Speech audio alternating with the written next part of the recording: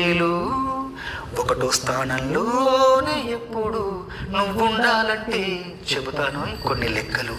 2 పూటల 2 చేతుల 3 పూటల 2 చేతుల 3 పూటల కష్టపడితే 5 అవునురా.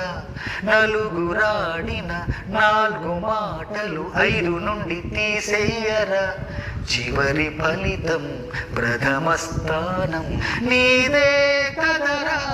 1 2 3 4 ఎన్నో ఉన్నాయి అంకెలు. చరణం.